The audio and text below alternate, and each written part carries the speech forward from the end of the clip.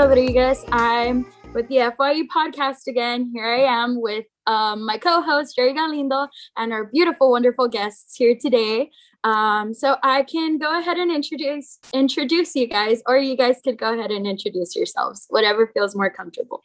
So my name is Emerlynne Pieternella. I'm one of the graduate students with the College of Education, the Counseling Program. I was going to say I am Patricia Martinez, also you can call me Patty, and I'm also in the Counseling Graduate Program. And lastly, my name is Kevin Garza, and I'm also in the Master's Program in Counseling under the Department of Education as well. Awesome.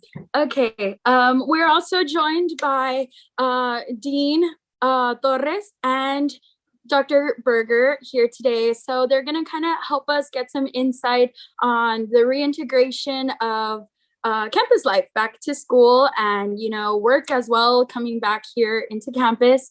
And so that's what our podcast is going to entail today. I'm happy that everyone's tuning in. So I guess we can go ahead and get started with our bigger questions, starting with, how does everybody feel with the integration back into campus? And I could actually just answer that question for you. And really, that is the biggest question that we have. And that's the whole concept of the return to campus conversations that thankfully we're leading, because that's just the hot topic. We're all going through this, each and every single one of us. Yes, we are master's students in this program, but we are with you every step of the way about the anxiety, about the uncertainty, about coming back into the real world once again, that we were just in quarantine not too long ago. We've already passed a year in this. Now it's coming back into full force, being a UTRGV vaquero. For a lot of you, first-time freshmen. Wow, we're on our way out. Y'all are the future for UTRGV. And so y'all are going to make this. And so we're helping you all discover all of this uncertainty and being able to really talk it out. And that's the purpose of this group, is being as a whole, remembering that we are one as the vaquero community, and we could work through this together. Beautifully put, Kevin. And so one of the things that I guess has been on my mind more, because I am employed by the university, I do also have these fears and these questions. So I was wondering if you guys have had any students that have the same questions or concerns, and what might those be? Definitely. I really enjoy being a part of the group sessions that we've had, that the campus has actually hosted and put together for fellow students, and will continue to put together for the freshmen, so that they can see that, yes, exactly the same questions that we have ourselves, like what's going to happen in the university? What about the size loads of the classes?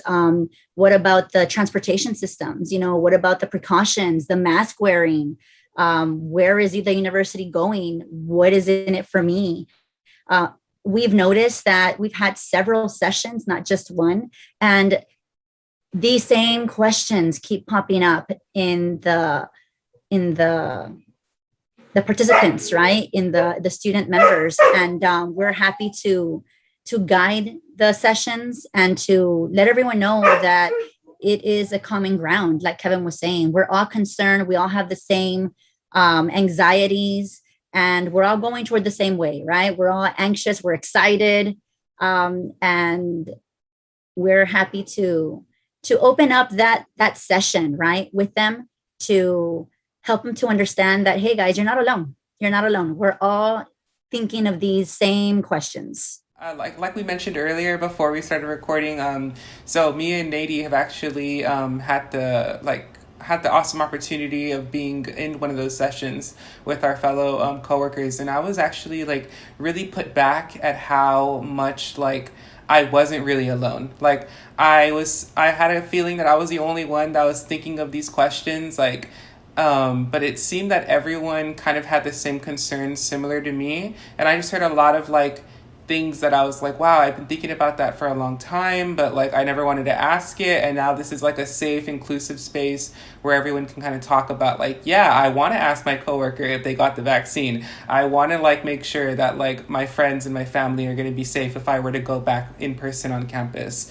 And just hearing a lot of those concerns just made me feel like really relieved that like we're so fortunate as a university to all like be on the same page with this. As we mentioned in the past episodes, like the Valley, you know, we're predominantly a very poor region of like the nation, and COVID can hit us, and it can hit us hard, and we've definitely learned that from the past. So I think just taking these small steps towards reintegration and being safe and courteous with one another and transparent with our employers, with our professors, with our friends at UTRGV. It's really important, I think, and I'm happy that you all recognize that as well and are doing sessions to kind of mitigate a lot of those concerns that students are having.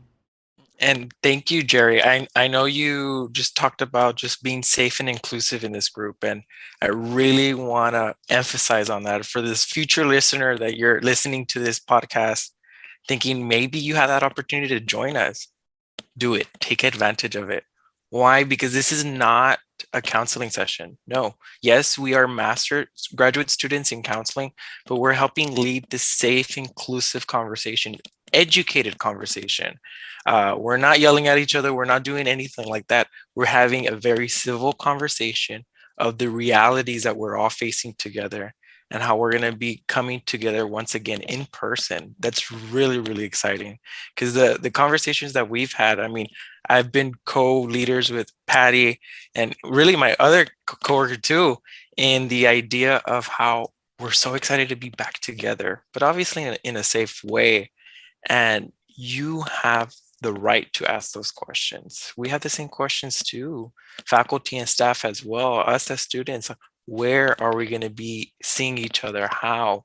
What concerns do we have?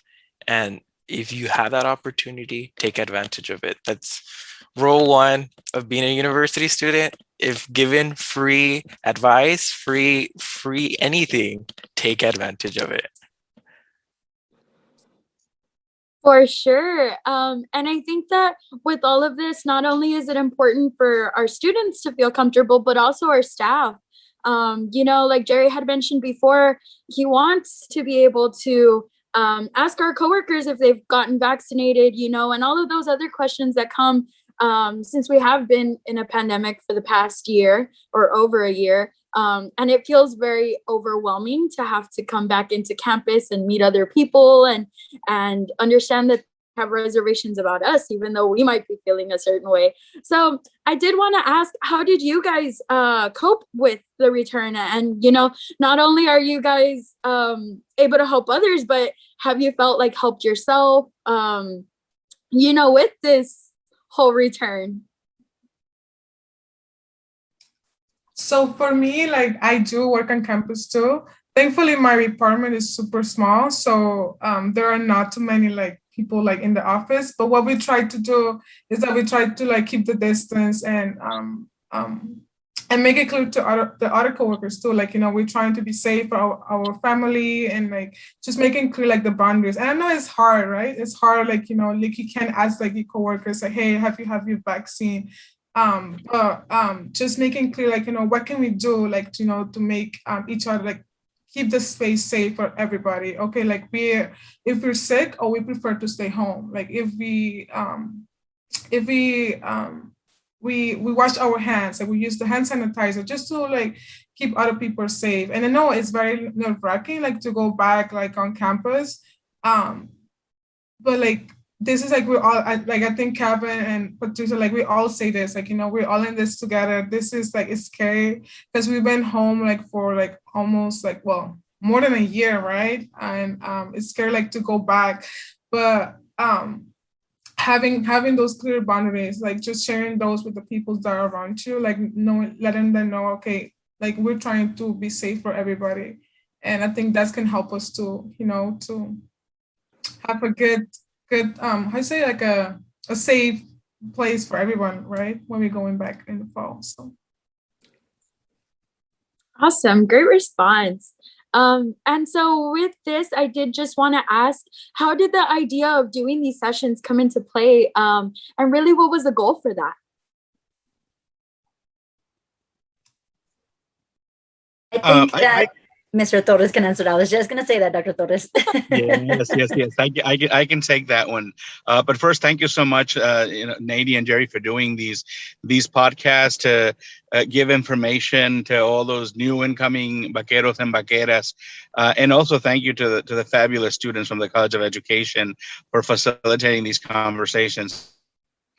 So I'm the dean of the School of Social Work, and we have a joint grant with the School of Social Work and the School of Medicine, funded by the National Institutes of Health, an initiative that's called CEAL, CEAL, Community Engaged Alliance for COVID Prevention in Communities Disproportionately Impacted. It's a mouthful, so that's why we call it CEAL.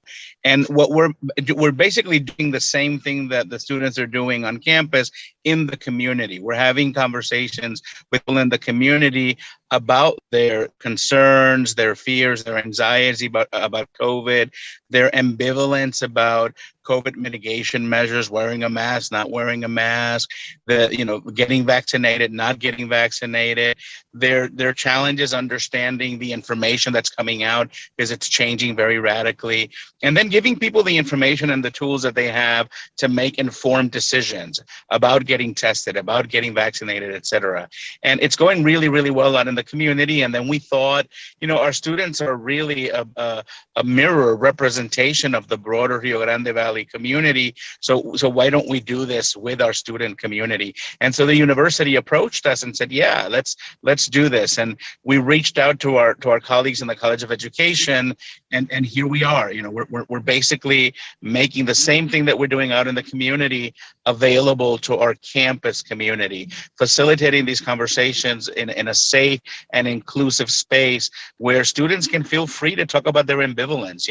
We live in a society that's divided, and somebody says, I don't know about that vaccine. Immediately, they're going to get attacked by other people, or labeled the anti-vaxxers, this or that. And when the truth is that all of us are ambivalent about what to do, what not to do. So these are safe spaces to have those conversations, to educate yourself without being judged or challenged. So it's phenomenal that we have this available. I'm glad that all of our student leaders and student employees have taken advantage of it. And I really want to encourage all the incoming vaqueros and vaqueras to participate and to spread the word.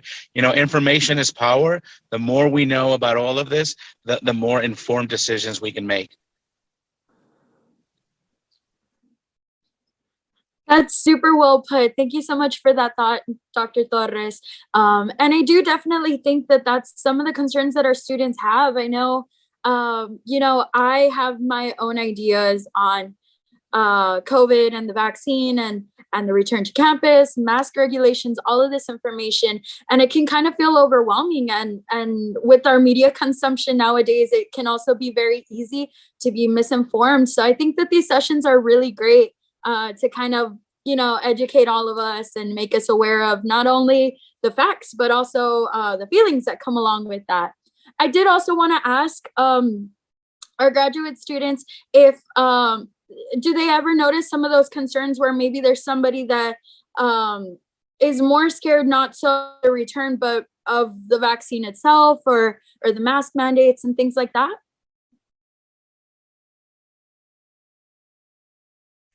Well, in the group, it have come up one or twice that there were students that were, just because of the mask, some of them, because of their health issues, they can't wear the mask. But we try to this is a safe place, and some students might feel uncomfortable for sharing those thoughts. But something that we always remind them, this is a safe place that we have, you have different views, and that's perfectly okay, right? Maybe other people, they're mask is not a problem for them, but some other people discuss their health. So this group, we just try to make this a safe place so they can share their thoughts and also to feel comfortable, to share those with other people. But yeah, so. And definitely, I also wanted to add that these groups are diverse. Everybody has different ideas. And where our mission right now is promoting the realistic realities of what we're going through, our feelings, and we're following all the mandates that are approaching the Texas, approaching the UT systems, and all the current information that's coming out. So currently, you have that option of wearing the mask or not, and our conversations is we're responsible university students. So we play that role and we talk about it. So how do you feel not wearing a mask inside the building? How do you feel that you do that courtesy to wear it, but when you're outside, you remove it? So we play those scenarios because sometimes we might not think of scenario A, B, C, and D. We're just thinking that disaster scenario where it might not ever happen, but we prepare, we talk about the worst and the good case that could happen. Oh, I really like that. I think inclusivity is really important. And especially because we have such a great, diverse group of students at UTRGV. It's one of my favorite things about the campus is you can meet somebody from anywhere, with different cultures and different backgrounds. And also, I think it's really important because there are those health concerns, where people can't wear it, but everybody has this idea and then they kind of judge this person preemptively. And I know that even I've been guilty of that because of my own misinformation. And so having, these group sessions is really opening my eyes, to all of the scenarios, like you said. So I think that's really, really great. I don't know if my co-host Jerry Galindo has any more questions, or anything to add in the meantime. Well, I definitely will just say on behalf of any of the vaqueros listening right now that when me and Neidye attended these sessions, that it really was a safe space. The way that most of all the I believe most of the graduate students approached us was they kind of went in with we're all going to have different ideas of what we're talking about. We're all going to come from different backgrounds. So let's just keep, and if at any point it gets hostile or someone just doesn't let's just the main real bottom ground of those sessions was to make sure everyone felt comfortable, make sure that everyone had their own place to speak. And I think one of the great things was even the emphasis during the session about you can really just, if you don't want to talk and you just want to listen and you just want to just have people that are around you to listen to and not feel so alone, that's perfectly fine. Don't ever feel like you're being forced to talk or forced to turn on your webcam. It really just was an area for students to feel comfortable in at the end of the day. And I really appreciated it a lot.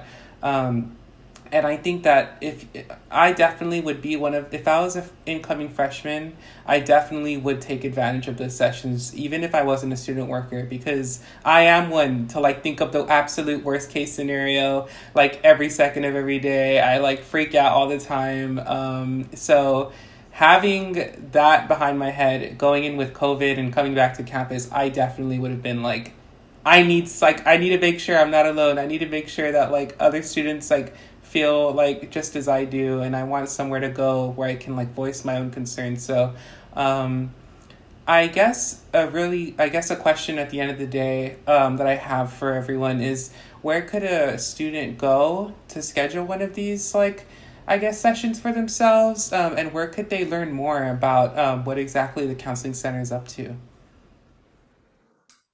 I'll just pop in and I think address a little of that, and I think Dr. Torres might have some more information too. I'm Dr. Christine Berger. I'm a professor in the counseling program. I've been sort of partially facilitating the recent sessions. So yes, welcome to UTRGV, to the first year students. So I guess I wanted to mention that you will be getting, I believe you'll be getting information through orientation or through the first year experience about our sessions. And that's what I think Dr. Torres might know, or I think we're still waiting about some of that information.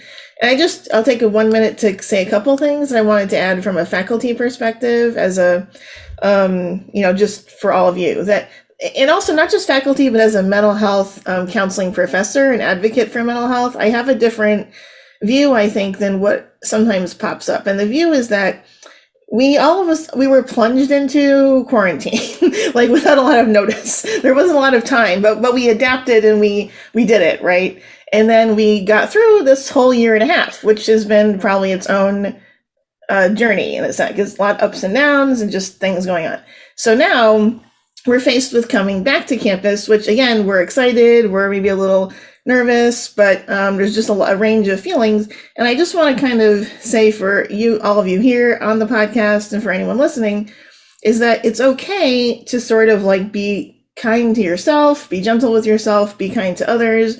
This is not so we can't just sort of flip a switch and be like, oh, okay, it's a brand new day and everything's, taken care of, and here we are. We will get there to where it feels completely normal and, how you think college should be. And we're going to get there. But I feel like this fall semester, just to kind of keep in mind that this is a transition for all of us, for faculty, for staff, for students, student leaders. And the one thing I keep saying as I've popped up in the groups is I hope we can just be kind to each other, because we have a range of experiences, a range of hopes, and we also have had a range of some hard times. So COVID has brought up a lot of hard times for people, a lot of various losses. So our groups are a place to come and talk about any of those concerns. But also, if things have been really hard for you, please contact the counseling center, because it's okay if you've had a very hard. I'm very concerned about people who might have had a lot of losses of jobs or different things, family members, friends. And so just to keep in mind that there's nothing to feel bad about if you need some extra support. And the counseling center is there to add the additional support. Thank you. Thank you, Dr. Berger. I think just to follow that up with, I sometimes, a lot of the times think like, oh, I know I didn't suffer a loss, and I also don't think any of my friends suffered a loss. But then you go into these sessions where you start openly talking about like what you did have to go through, and I was just surprised of the stories I heard during the sessions. I'm fortunate enough to not have anyone in my immediate or distant family to be affected by COVID. But when I heard some of the stories and some of the trials and tribulations that some of these students went through, some of the students, but like my fellow, coworkers, like people that were right next to me, what I heard that they went through, or like what kind of loss they suffered, or like at one point, I even heard a story where like the whole family got COVID and they were all sick, but like, of course, like thank God no one like passed, but like it was a struggle for them to have to go through that. And I think it's important that sometimes we have to take a step back and kind of see the big picture. Like, not you may be fine, but like your coworker, your friend, they might not be, they might have to be going through other stuff. So I think these sessions are good for transparency. And I think, like you said, Dr. Berger, if students are going through any of this and they are definitely not reaching out to anyone, they definitely should. UTRGV offers a range of resources catered for those specific scenarios that like are just so tragic when coming to terms with COVID. And I think if anything, these sessions are just gonna hopefully give eye-opening perspectives to students and just realize like, oh, I can make a counseling session. I can reach out to the counseling center to see what other resources are available for me. I can reach out to the UT Health, get a vaccine. I think I'm ready for a vaccine. So I think if anything, these sessions are just really good overall for like making sure students get exposed to like those kinds of resources.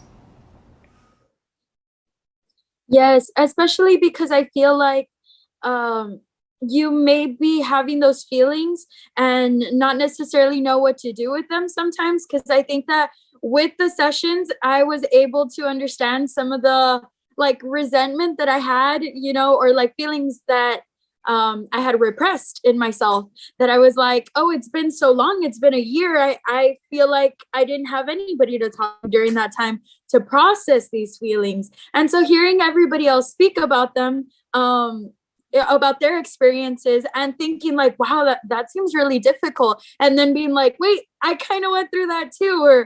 or, these feelings that I had that I didn't know what to do with, that's a really great place to talk about them. And I think that when you talk about them, you understand them a little bit better and you get to deal with them better because, it just helps, especially because it is a safe place.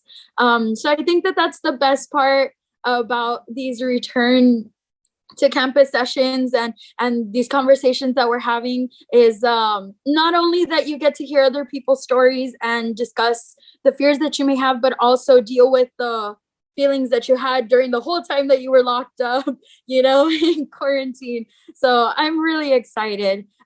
Ms. Patricia, would you like to tell us where we can have more information and get in contact with the Counseling Center? Yes, I was actually going to say that I thank you both for your positive comments on the sessions, because that means that we did our part, or we're doing our part well. We take our role seriously as counseling students, and we're here for you all and for us, of course, as well, because we're also students like you and we're going through the same things. You're not alone, and we're not alone. And I want to tell everyone out there who's listening and remind you all as well that we do have a counseling program and a counseling center at the university. And if you ever continue to feel that you need help, to speak to someone, right? Or to feel like you're not alone, or you're anxious about classes, or, like we're talking about right now, the going back to campus. I have here on the chat the center. It's room 210 in Brownsville, and in Edinburgh it's the Education, I think, Center 109, and in Brownsville the number is 956-882-3897. 882-3897, and in Edinburgh it says 956-665-2574. 665-2574, and they're available if ever you have any need to speak to anyone. Awesome. Well, thank you guys so much for all of this information and for giving us some clarity, on the program, on the sessions, and just how all of it came to life and the goal of it all. So I thank you guys so much for joining us and having these conversations once again. And I really look forward to getting this information out to our viewers and our students joining the Vaqueros. And I think that this concludes our podcast for today. Thank you guys so much.